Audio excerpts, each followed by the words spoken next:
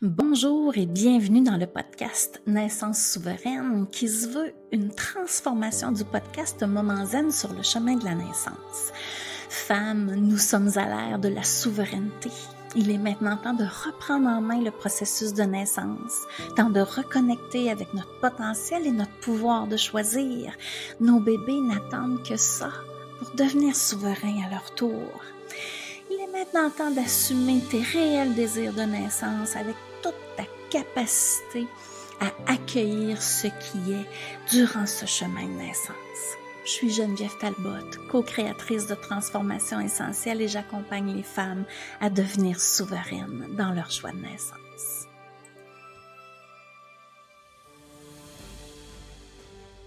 Allô, allô, bienvenue dans cet épisode de podcast. Aujourd'hui, je reçois une invitée, Sarah Gaumont, qui est nutritionniste.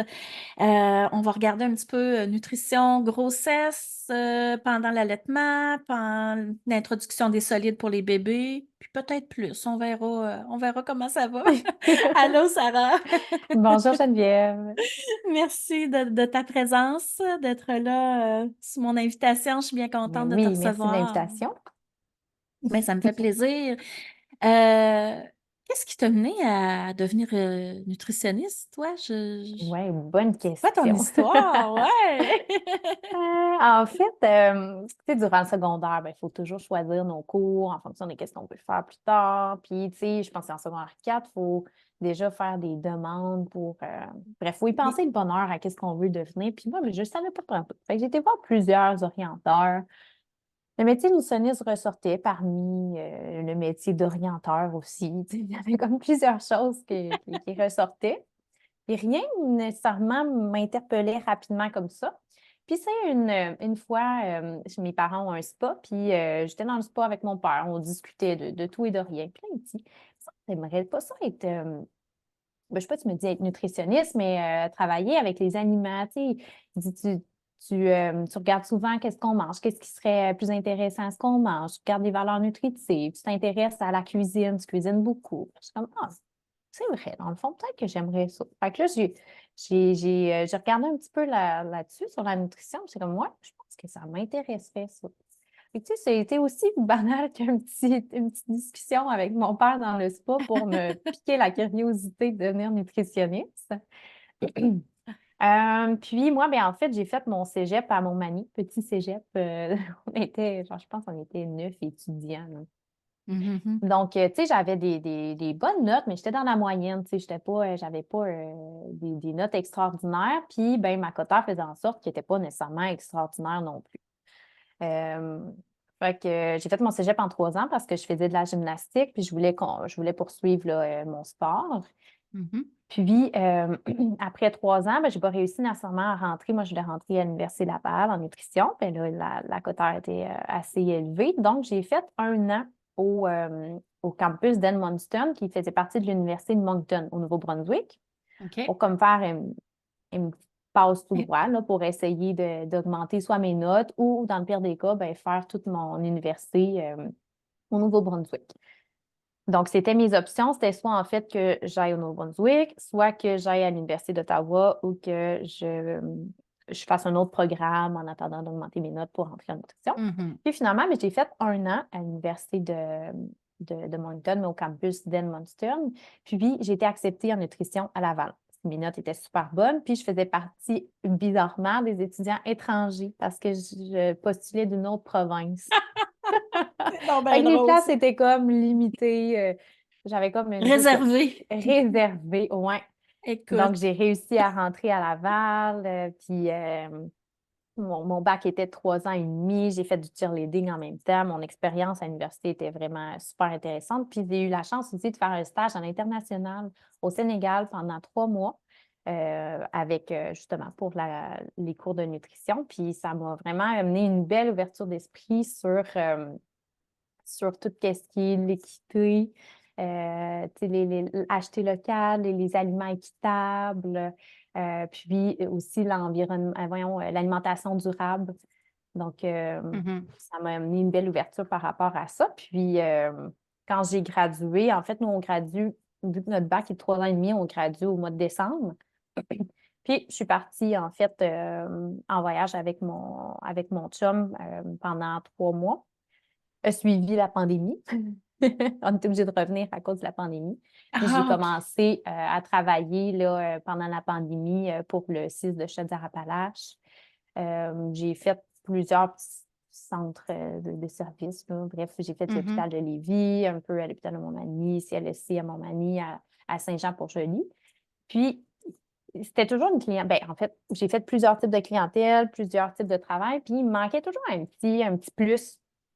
Je savais comme pas trop quoi, mais j'ai comme un petit besoin de créativité. Puis, tu sais, j'aime, en fait, euh, informer sur l'alimentation, tout ça. Tu sais, donc, donner Mhm. des conférences, donner des ateliers, c'était quelque Enseigner. chose qui, oui, c'est ça, enseigner, quelque chose qui me parlait beaucoup. Fait que c'est pour ça que je me suis dit, ah, ben, je vais me partir un peu à mon compte sur le site là, d'être nutritionniste pour le gouvernement. Donc, je trouvais que c'était un bel entre-deux. Donc, c'est pour ça qu'on se parle aujourd'hui, parce Ben que je suis oui. nutritionniste à mon compte. Puis, j'ai la chance, en fait, de pouvoir offrir des services qui me plaisent, tu sais, en fait, que je peux décider vraiment là, en fonction du type de clientèle que je décide, comme en fait du type d'intervention que, que, que je décide aussi. Fait que, tu sais, je fais autant des consultations en individuel, donc un adulte ou pour un enfant, là, une problématique quelconque, on en parlera peut-être, là. Mais puis des ateliers, des conférences, que ce soit encore une fois pour la jeunesse ou pour l'adulte, tout dépendant là, des entreprises qui, euh, qui me demandent. Là. Donc, c'est ça. Mhm. Voilà. Hmm. Fait que tu sais, depuis que tu as eu tes enfants, est-ce que tu as ciblé davantage tout ce qui est périnatalité ou famille Ouais, ou... oui, exactement. Fait que, tu sais, c'est sûr que avant d'avoir des enfants, la nutrition à la jeunesse, ben, c'était quelque chose que je connaissais pas tellement, donc qui m'interpellait moins. Mais effectivement, depuis que j'ai eu des enfants, c'est vraiment quelque chose qui me parle. Puis, en fait, en faisant de plus en plus des consultations à l'adulte, on se rend compte que, tu sais, les habitudes de vie, les habitudes alimentaires, ben ça part jeune. Mhm. Donc, tu sais, c'est dans la jeunesse que ça peut se travailler pour faire une adulte un peu plus peut-être des fois intuitif au niveau soit des reconnaissances, des signaux de faim de satiété ou juste des aliments qui consomment, des aliments aimés. Donc, c'est pour ça que la nutrition chez l'enfant m'interpellait beaucoup parce que j'ai des enfants, donc c'est sûr que ça m'intéresse, mais aussi parce que je me rendais compte que les habitudes alimentaires, ben, crime, ça peut se modifier un peu plus dans la jeunesse pour que plus tard, tout se passe un petit peu mieux, puis que peut-être qu'il y ait moins d'adultes qui consultent en nutrition. C'est vraiment un volet de prévention, là. Oui, Hein, exact. La c'est vraiment... prévention oui, vraiment, elle est là à la jeunesse. Hmm. Pendant la grossesse, est-ce qu'il y a des... Qu'est-ce qu'on doit observer? Y a-t-il des changements qu'on doit faire? Des ajouts, des retraits d'aliments? Qu'est-ce que tu Oui, suggères, toi? oui, effectivement, ben, c'est sûr que pendant la grossesse, il y a des aliments qui sont à éviter, il y en a qui sont à limiter, puis il y en a d'autres qui sont à prioriser. Donc, puis tu sais, il y a aussi le mythe là, aussitôt qu'on est enceinte, on peut manger pour deux. Bon, ça, c'est une chose qu'il ne faut pas nécessairement penser, tu sais, parce que oui, on a un petit bébé en construction, mais les besoins ne sont pas augmentés de En deux là, double. dès le départ. Non, c'est ça. Surtout dans le premier trimestre, tu sais, il n'y a nécessairement aucun changement au niveau des besoins nutritionnels. Pendant le deuxième trimestre, ça augmente un tout petit peu à raison là, je me souviens plus par cœur, là, mais c'est environ, mettons, 200 calories, on va dire c'est comme ça. Puis pendant le troisième trimestre, c'est un peu plus comme 340. Bref, ça augmente un tout petit peu, mais c'est pas énorme, là. C'est pas un double repas, là, double repas de la journée. Fait que, tu sais, en prenant quelques collations de plus, plus que notre grossesse avance. Puis de toute façon, nos signaux de faim aussi, en théorie, sont supposés augmenter, S'ajuster. s'ajuster exactement. Si on a déjà des bonnes bases de reconnaissance de ces signaux-là, parce que, tu sais, c'est souvent ce que je retravaille chez l'adulte qui vient me consulter, tu sais, avec nos habitudes alimentaires, on a tendance des fois à perdre on peut les retrouver plus tard, là, avec du Oui. travail, là, mais on a un peu plus de difficulté à bien reconnaître nos signaux de faim puis nos signaux de satiété. Fait que c'est sûr qu'en essayant du mieux possible de les écouter, ben, on peut mieux répondre à nos besoins nutritionnels ou besoins tout autres, là. Donc, fait que pour ce qui est de la quantité d'aliments, ben, c'est sûr qu'on y va graduellement, puis on oublie le mythe de manger pour deux. Suivre sa faim, et tout Oui, simplement, hein, exactement. c'est ça. Exactement. C'est un défi des fois, là, mais Oui, puis tu sais, surtout des fois au début de grossesse, avec des reflux, avec des vomissements, des nausées, un peu plus difficile là, de suivre. Là. Des fois, on n'a pas faim ou tu sais, on veut manger. Des fois, on a ouais. des goûts aussi, des aversions, mais on a aussi Ouais. des goûts spécifiques. Puis ça, ben, comme chaque grossesse puis chaque enfant est unique, ben, chaque goût par grossesse est unique aussi. Moi, vraiment, sur 3 grossesses, c'est 3 grossesses complètement différentes là, en Ah termes oui? d'aversion puis ouais, de goût alimentaire. Ma première grossesse, j'avais le goût des choses froides, là, des fruits, là, je pouvais manger un melon d'eau en entier en 2 jours, des casses de fraises, des clémentines. Hey, je mangeais des fruits à côté, là. C'est pas parce que je suis nutritionniste, j'avais le goût de manger des fruits. C'était ça. Deuxième grossesse, j'avais le goût de manger. C'était moins, je sais pas, c'est peut-être parce que c'était une fille, mais j'avais moins des grosses rages alimentaires, là. Tu sais, des fois, j'avais plus le goût d'aliments spécifiques par-ci, par-là. Mais à la fin de ma grossesse, j'avais le goût de manger des brownies. Vraiment, là, ça, des brownies, là, c'était, Sydney, elle aimait ça. Puis à cette grossesse-ci, c'est du salé. Amenez-moi tout ce qui OK. est salé, là, mais pas de sucré. Ah, tu vois? Ouais, ouais, c'est ça. Fait que ça, c'est C'est dû, important. Oui, c'est dû à quoi? Tu sais-tu? Ou c'est juste c'est les comme hormones, ça? écoute. C'est juste Ouais, les j'en hormonal. sais pas. Ouais, c'est ça. J'en sais pas ben plus, là, mais c'est très hormonal, là. Mm. OK. Fait que, tu sais, c'est important de respecter ces goûts-là, là, en fait, là. Ouais. Mais, tu sais, quand que, si on peut revenir, là, tu sais, quand on est plus en nausée, en vomissement au début de grossesse, là, ben, tu sais, des fois, il y a des petits trucs qui peuvent être faits. Puis d'ailleurs, tandis que j'y pense, il y a des belles ressources des fois sur Internet, là, au niveau de, bon, il y en a dans Naître et grandir, des belles ressources, là, des beaux outils qu'on peut retrouver, que ce soit pour grossesse, ou que ce soit à l'enfance aussi. Il y a des beaux outils, mais il y a aussi la Fondation Holo qui est une fondation Holo, c'est œuf, lait voyons, Orange. orange, oui, Orange. c'est ça. Avant, c'est ça, exactement, ça s'appelait comme ça. Donc, la Fondation Holo, sur leur site Internet, il y a des super beaux outils qui peuvent être téléchargés, des outils gratuits. Puis, il y a aussi le dispensaire diététique de Montréal. Qui a aussi des beaux outils. Des fois, il y a des webinaires gratuits, il y a des belles choses qui peuvent se passer là-dessus. Bref, je tenais à le mentionner parce que c'est ça. Je trouve que c'est important des fois de bien s'outiller par rapport que ce soit à la Ouais. grossesse ou à l'alimentation. Là. On mettra le lien. Je mettrai le lien dans la Oui, description de l'épisode. Fait que ça va être facile pour les gens de. oui, Tu me dis dispensaire diététique de Montréal. Je connais oui. pas. On va aller voir ça. Mm. Je ne connaissais pas avant non plus d'être nutritionniste et d'avoir des enfants. Tu parlais tout à l'heure Euh, de nausées, de Oui, c'est reflux. ça, des petits trucs, en fait, là, surtout quand plus nausée, vomissement, qu'on n'a pas le goût nécessairement de manger, mais qu'à un moment donné, je veux dire, il faut s'alimenter, il faut se donner des petits nutriments à l'intérieur de nous. Fait que, tu sais, des fois, c'est de manger plus fréquemment. Donc, à la place d'avoir 3 gros repas dans la journée, ben, ça peut être 6 petits repas, puis ça va être bien correct comme ça. Puis, des fois, des aliments froids, des aliments frais, vont passer mieux que des aliments chauds avec des saveurs un peu épicées. Ça passe moins bien souvent quand on a la nausée, tout en essayant de respecter aussi nos goûts puis nos aversions.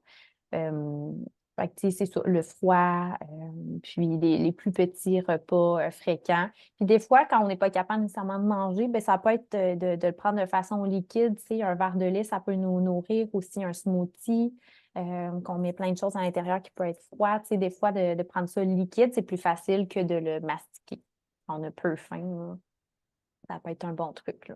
C'est vrai que ça peut être bien nourrissant, effectivement. Ouais. Puis à Puis la limite, ben, il y a des suppléments nutritionnels oraux, là, tu sais, liquides, là, style le Boost puis les ensuires de ce monde, là, à la dernière limite. Puis tu sais, si jamais ça devient une problématique, ben, vous pouvez toujours consulter le médecin ou aller voir un Ouais. nutritionniste là, pour des trucs comme ça aussi. Mhm. Parfait. Est-ce que pendant l'accouchement, Tu sais, on a besoin d'énergie, on ne veut pas tant que ça manger. Ben, pas qu'on veut pas, mais on n'a pas toujours le goût beaucoup de manger. Mhm. Y a-tu des aliments, là, tu sais, comment je dirais bien, miracle, pas miracle, mais tu comprends ce que je veux dire? Tu sais, qui se digèrent bien, qui se prennent rapidement, mais qui donnent un boost, là, un boost d'énergie. Qu'est-ce que tu suggérerais? Il n'y a pas nécessairement d'aliment miracle, là, tu sais, c'est sûr que c'est très individualisé, tu sais, donc ça dépend vraiment de qu'est-ce qu'on a le goût. Puis c'est sûr que des fois, on a moins le goût de manger, puis encore une fois, ça va être plus facile de boire nos aliments ou boire un liquide. Fait que, tu sais, l'important, c'est de s'hydrater. Fait que de un, tu sais, si on est juste capable de prendre de l'eau, ben ça sera ça. Dans le pire des cas, on peut prendre, tu sais, de l'eau avec des électrolytes à l'intérieur. Sinon, tout ce qui est breuvage nutritif, tu sais, un lait, une boisson végétale, à la limite, si tu es capable de, si t'aimes mieux prendre ton lait au chocolat, mais ça peut être ça aussi, là, tu sais, en autant qu'on mette quelque chose à l'intérieur de nous. Puis, tu sais, si encore plus, tu es capable de te faire quelque chose d'encore plus nourrissant, tu sais, ben là, encore là, un smoothie pourrait être le best là, pour, tu sais, se mettre des fruits qui soient frais congelés à l'intérieur. On peut se mettre du yogourt grec, des poissons végétales, des graines, du beurre d'arachide. Bref, tout ce qu'on est capable de, de digérer, mais reste qu'on ne veut pas nécessairement prendre le gros repas parce que de toute façon, On vous n'a allez pas le le goût. ressentir. C'est ça, je l'ai ressenti. On n'a pas le goût nécessairement de manger. On veut boire. Fait qu'il faut y Mais, aller selon nos préférences puis comment on se ressent. Tu sais, moi, à Maverick, en fait, à ma première grossesse, j'avais le goût de manger. Mais là, il m'avait dit, non, non, tu ne peux pas manger. Là. Tu vas les déclencher, puis tu sais, on ne veut pas que tu mhm. manges. Bon, OK. Fait que, tu sais, je me suis hydratée avec de l'eau parce que c'est ça que j'avais. Puis, tout dépendant aussi si le travail est long ou pas. Et quand le Ben travail oui, est parce long, bien qu'un là, c'est travail est sûr long. qu'on doit s'hydrater puis se nourrir un petit peu plus fréquemment. Fait que, tout dépendant des préférences puis de ce que vous êtes capable de prendre, là, c'est sûr que c'est comme je mentionnais, là, les smoothies, les boissons végétales, le lait, à la limite, là, tu sais, ça peut très bien soutenir sur le court moyen terme, là.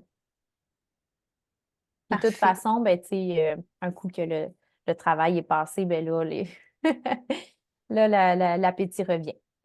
Ah oui, oui, et Caroline, oui. Ah, moi, je me Là, suis, c'est vrai qu'on mangerait pour deux.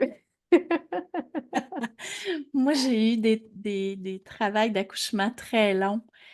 Écoute, j'en avais pour une semaine, des fois, après, à pas me sentir rassasiée, là. J'avais Oui, ah oui. faim, tout le Puis temps avec les faim. hormones, oui, oui, oui. Aïe, aïe, aïe.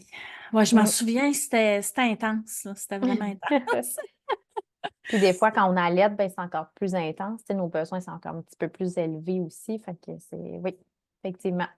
Ouais, à ma première accouchement, à ma première fille, j'avais, ça m'a pas fait ça tant que ça aux autres. Ou des fois le temps, c'est ça, change les souvenirs un peu là, mais je m'assoyais pour allaiter, elle avait comme 2, 3 tétées de pris. Puis quand le réflexe d'éjection embarquait, elle là, écoute, j'avais soif là, Ah oui, jusqu'ici là, ah ouais, c'était ouais. sec, sec, sec. Puis je Ah disais ouais, à oui, mon non, ça, chum, c'est quelque amène-moi un verre chose, d'eau. là. Hey. Tu sais, C'est quand toujours à tu. ce moment-là qu'on n'y a pas pensé, hein, tu sais, Ben, d'apporter une collation, d'apporter des bouteilles d'eau.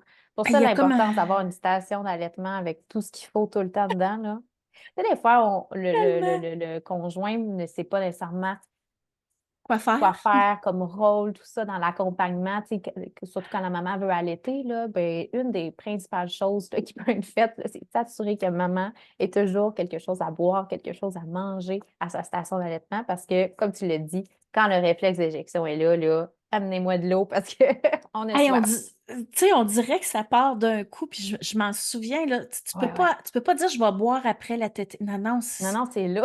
t'es déshydraté. Ouais, Ah, c'était oui, oui. quelque Puis pendant chose les d'intense. premières semaines, là, je pense que, je sais pas si c'est dans la théorie, mais moi, je les ressentais toujours plus intenses. Dans les premiers réflexes d'éjection, dans les premières semaines, là, que c'était amenez-moi de l'eau, là. Ouais. Ouais, c'est ça. Mais station d'allaitement, Ouais. effectivement, absolument nécessaire.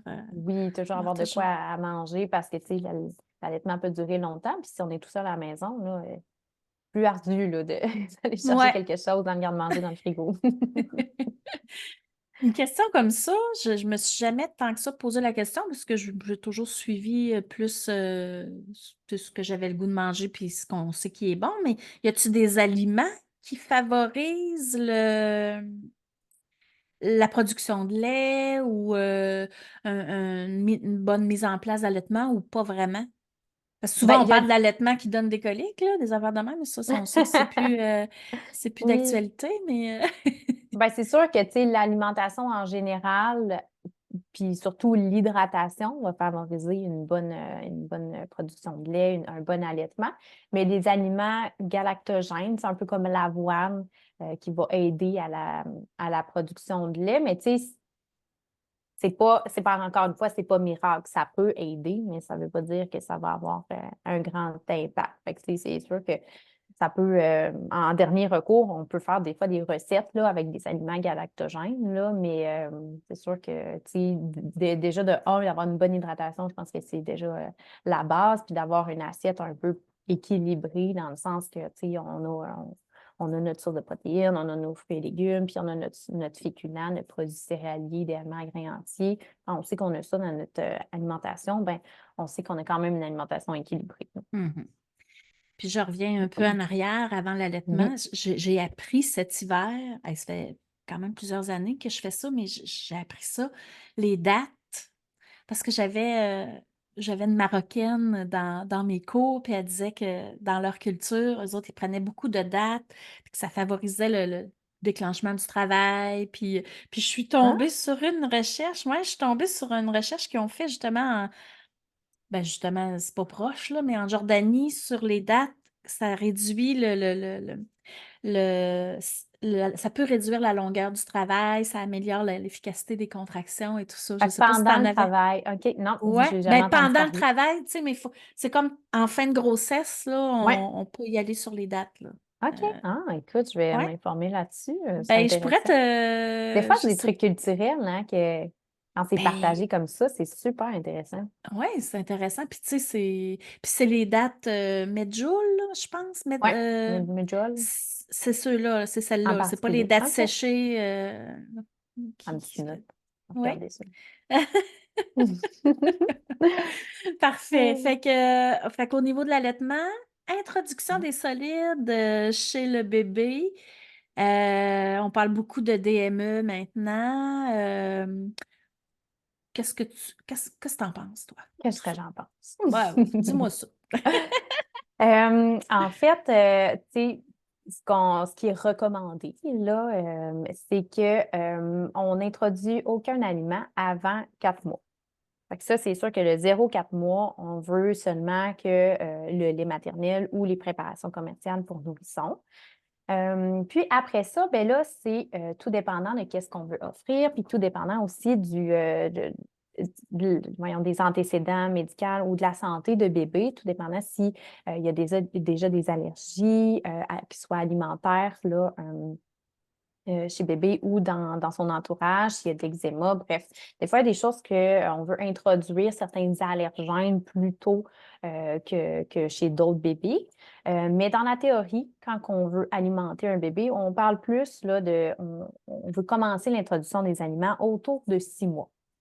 Là, après ça, ben, c'est aux parents et au bébé de décider s'il veut faire la méthode traditionnelle de la purée à la cuillère ou de la diversification alimentaire menée par l'enfant, qu'on connaît sous le nom de DME.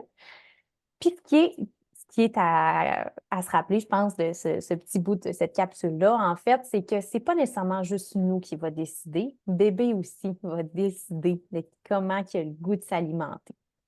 Parce que, tu sais, l'alimentation, il faut garder ça intuitif, il faut garder ça plaisant, tout ça. Il y a des bébés, en fait, qui vont être un peu plus passifs, puis qui vont aimer ça, se faire nourrir à la cuillère, puis ça peut être correct comme ça aussi. Puis il y a des bébés beaucoup plus explorateurs qu'eux, ils vont vouloir prendre les aliments dans leurs mains, les toucher au niveau de la texture, les sentir, les goûter.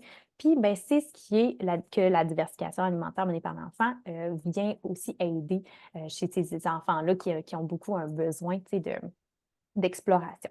Fait que, tu sais, ce qu'il faut aussi comprendre, c'est qu'on peut aussi faire un mix des deux.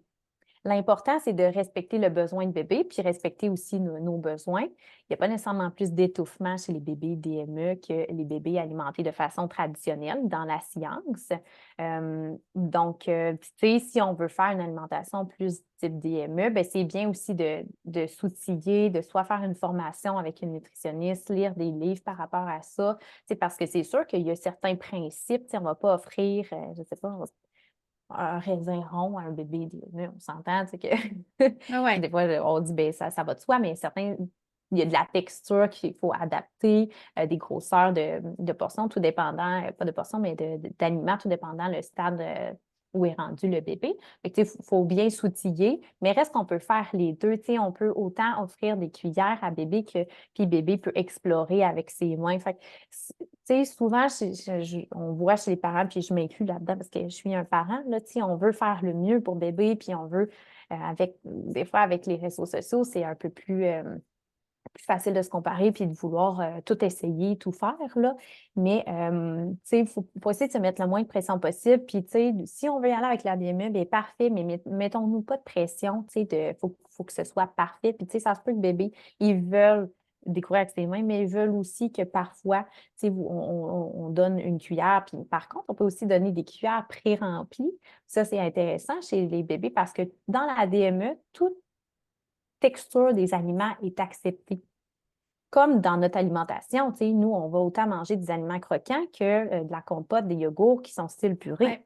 Fait que chez bébé aussi, ça peut être ça, ça nuit à aucun développement parce que ça fait partie de l'introduction de tous les textures d'aliments.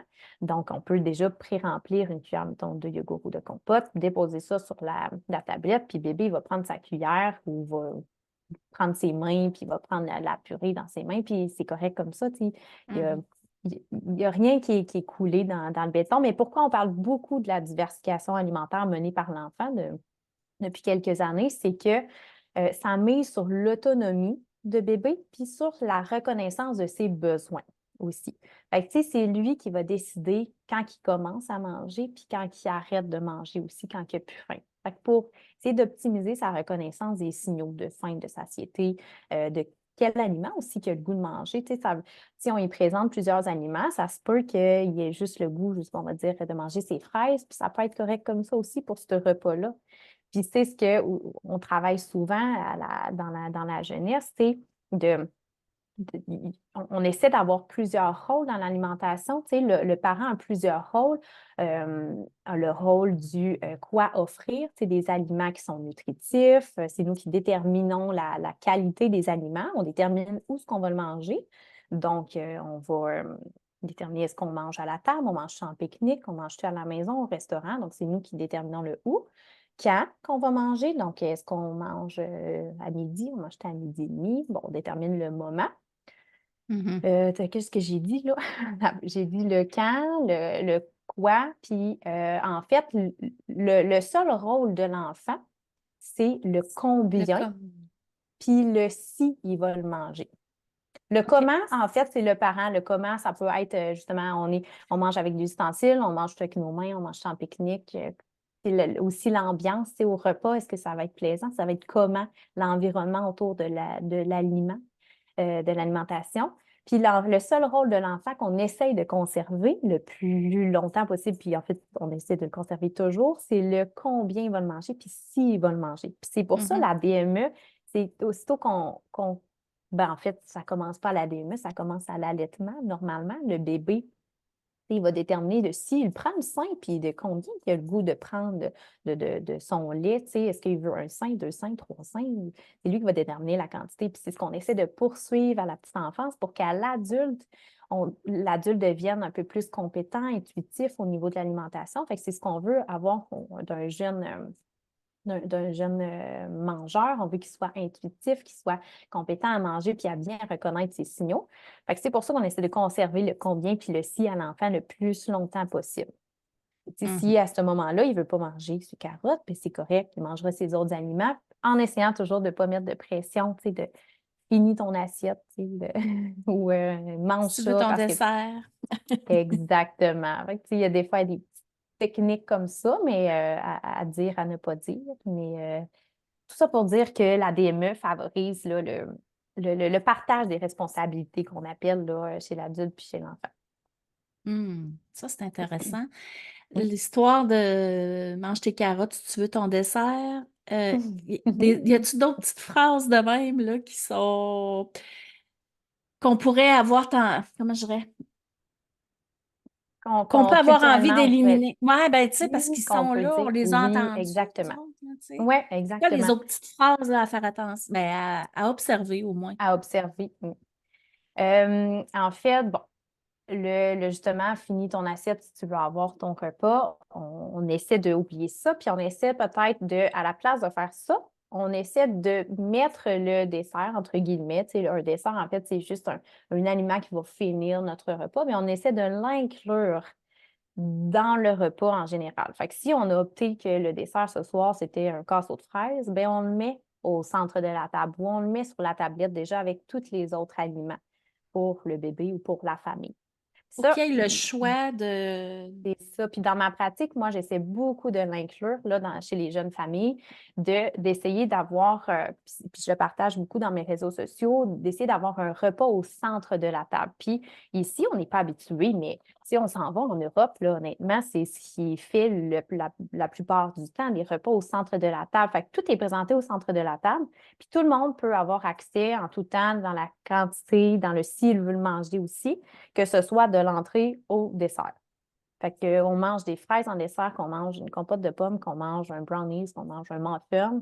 Il est mis au centre de la table, puis on y a accès. Fait comme ça ne fait pas en sorte que l'aliment est mis sur un piédestal. C'est un aliment présenté comme un autre, puis qui n'est pas nécessairement étendu comme un dessert parce que ben, c'est présenté comme tout autre aliment. Fait Puis c'est encore justement, là qui peut faire le choix oui, c'est ça. Puis tu sais, je ne sais pas si toi, tu l'avais expérimenté dans ta famille, tu sais, de mettre les aliments étant dit plus dessert au centre de la table. L'avais-tu déjà Non, expérimenté? Non? non. Nous, ben, tu sais, moi, depuis que j'ai des enfants puis qu'on mange tout le monde à la famille à la table, tu sais, avant, je faisais pas nécessairement ça dans ma famille, mais bon, j'ai voulu l'inclure, inculquer ça dans ma famille. Puis c'est vraiment fou à quel point on peut manger, mettons, je sais pas, mettons qu'on mange un spaghetti, ben parfois, ça se peut que je mange une fraise en plein milieu de ma bouchée de spaghetti, puis je continue à manger mon spaghetti, puis que j'ai le goût de manger un petit morceau de chocolat, puis je continue à manger mon spaghetti. Tu sais, des fois, c'est des choses qu'on me dit, ben voyons, c'est donc bien étrange, mais c'est comme ça. Puis même mon chum aussi s'en rend compte que, tu sais, des fois, on mange des aliments en alternance, puis c'est correct, tu sais, pourquoi pas? Pourquoi En pas effet. l'enfant va faire ça, puis pourquoi nous, on le ferait pas, tu sais? Fait que, Ouais. Moi, j'ai vu souvent mes enfants refuser le dessert parce que il avait plus faim. Ça, mes beaux-parents, c'était pas facile à comprendre, là.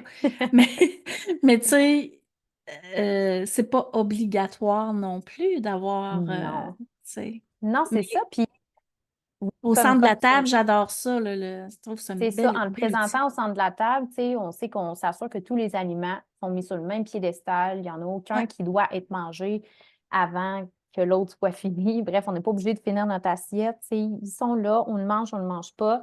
Puis, tu sais, c'est aussi pour essayer de diminuer la pression aux parents de. Tu sais, le seul rôle que l'enfant a, c'est le combien puis le si il mange. Donc, après ça, nous, on a tout mis en place. Au repas, on est supposé d'avoir du plaisir, de discuter notre journée, puis tu sais, à la limite, on n'observe même pas qu'est-ce que l'enfant va manger. On a offert la qualité. Après ça, c'est à lui de gérer qu'est-ce qu'il veut manger. Puis après ça, on fait juste s'ajuster. Tu sais, si on voit qu'il a juste mangé des fraises, mettons, à son repas principal, bien, à la collation d'après, on s'ajuste. Tu sais, on n'offrira pas nécessairement juste un fruit, on va offrir un aliment produit céréalier, un aliment plus avec une protéine ou une matière grasse. Bref, on va venir s'ajuster pour qu'au final, on vienne Compléter. combler ses besoins puis qu'on vienne compléter ses repas de cette façon-là. Exactement. Puis ce que j'adore là-dedans, c'est l'espèce d'abandonner le contrôle. On est très contrôlant sur Ah, mange ci, mange ça, mange pas ci, mange pas ça. ouais. Fait que, tu sais, j'adore le fait de. Il a le droit de dire si je le mange. En tout cas, c'est bien parce que Oui, toute l'histoire de. C'est un autre sujet, là, mais l'anxiété de performance est jusque-là, là, tu sais, le ouais, contrôle exactement. On veut tellement contrôler insécure, qui hum, manque de de nutriments. nutriments. Mhm. insécure qui mange pas assez, insécure qui Ouais, mange trop. Tu sais, je veux dire, fait que, bref, c'est une belle opportunité de laisser aller le contrôle puis de faire confiance au exactement. mécanisme interne de bébé, là, dans le J'ai fond. oublié de le mentionner, mais exactement, le faire confiance, puis des deux côtés. Nous, on fait confiance à ce que notre bébé écoute ses besoins, écoute ses signaux. Puis, tu sais, après ça, ben, c'est dans les suivis médicaux qu'on peut, tu sais, s'il y a une belle croissance, ben, tant mieux. Après ça, s'il y a, tu sais, une problématique quelconque, on peut s'ajuster tout en continuant d'offrir cette façon de faire. Là, tu sais, on peut ajouter plus de matière grasse. Après ça, on peut consulter une nutritionniste ou un autre professionnel pour voir s'il y a d'autres problématiques, d'autres ajustements. Mais ça pour dire que, La confiance. oui, la confiance. La confiance aussi que l'enfant, il nous fait, en fait, tu sais, on fait confiance à l'enfant sur reconnaître ses besoins, mais lui, il nous fait confiance sur qu'est-ce qu'on lui offre, puis l'environnement, l'ambiance qu'on lui offre aussi.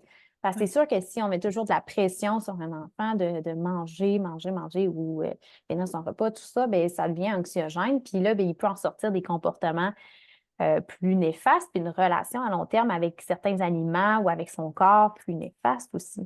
Puis ça, c'est ce qu'on veut conserver chez l'enfant. Ils ont une relation 100% optimale avec leur corps puis les aliments.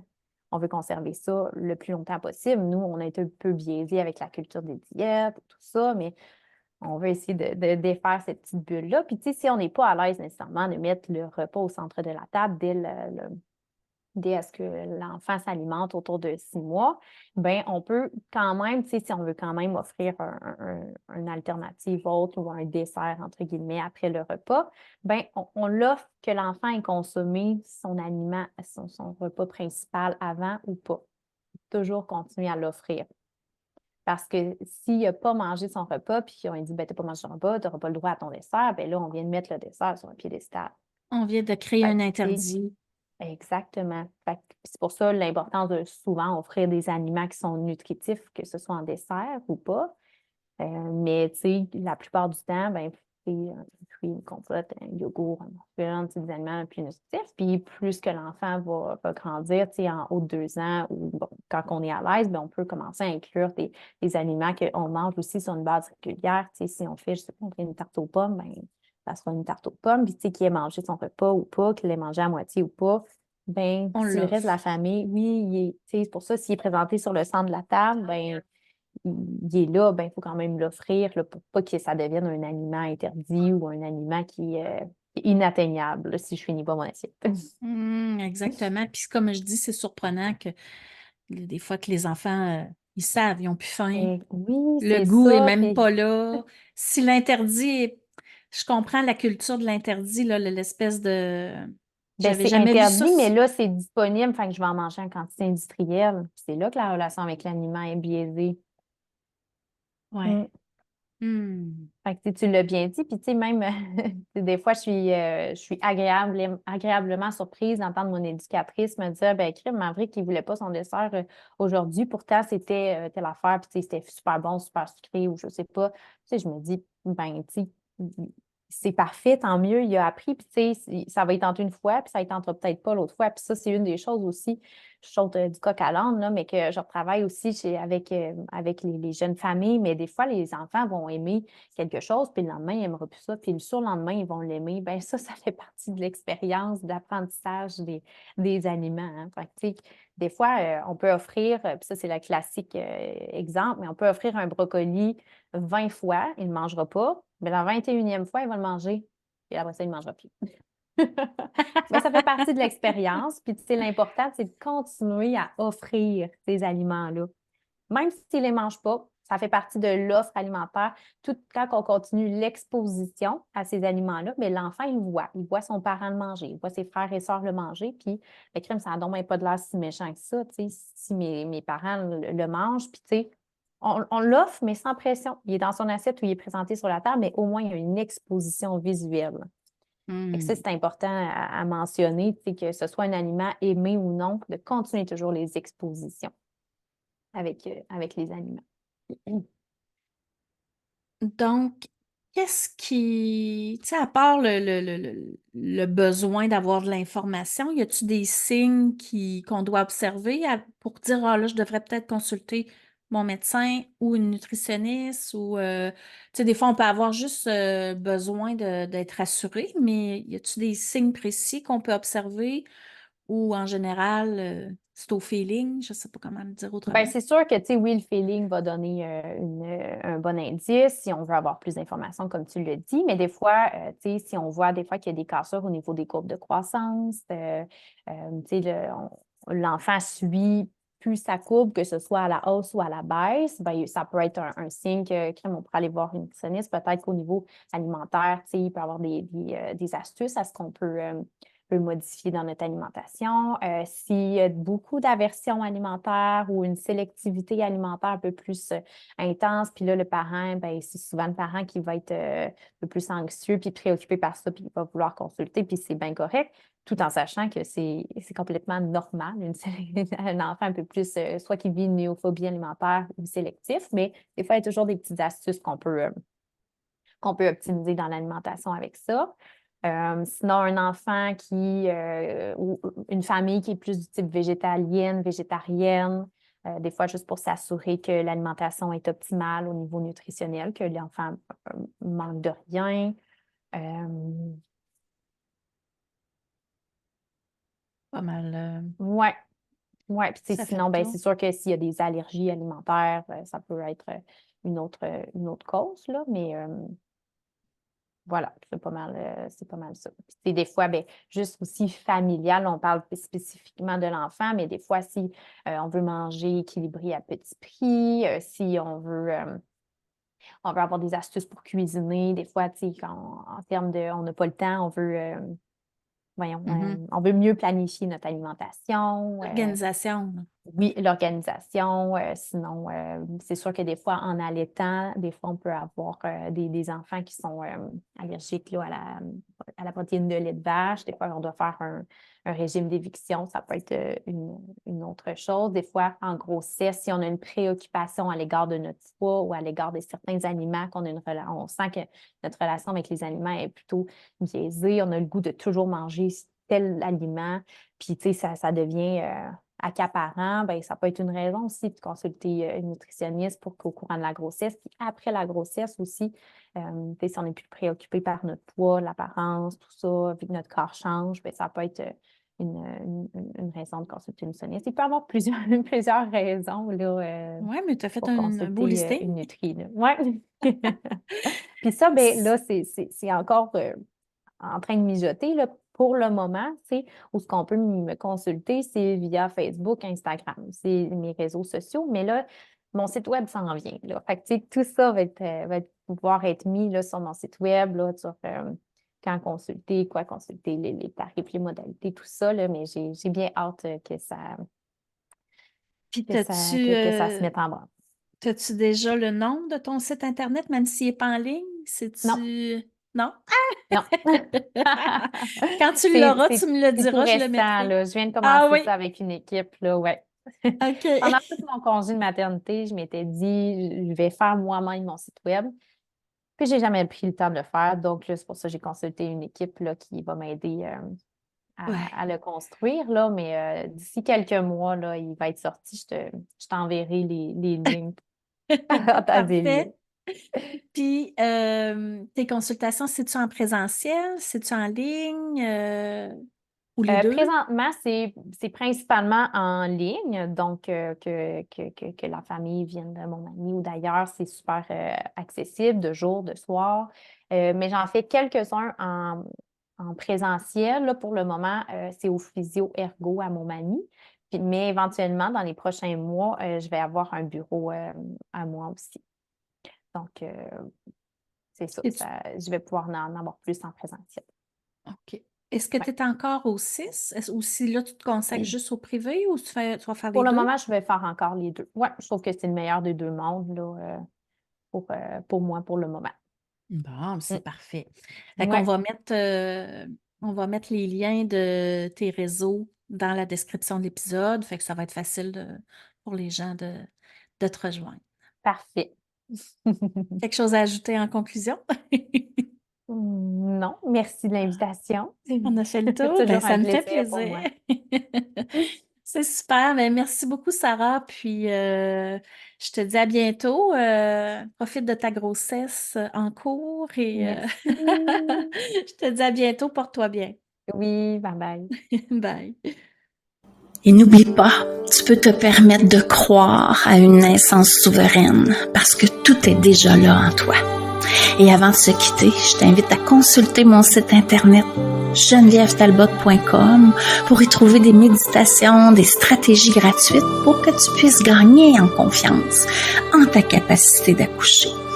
Tu vas y retrouver aussi mon calendrier pour connaître mes disponibilités pour un soin énergétique en virtuel ou en présentiel et aussi un calendrier pour réserver un appel découverte avec moi pour voir comment je pourrais t'accompagner personnellement dans ta quête de souveraineté. Alors, au plaisir de co-créer avec toi. Je te dis à bientôt. Bye bye.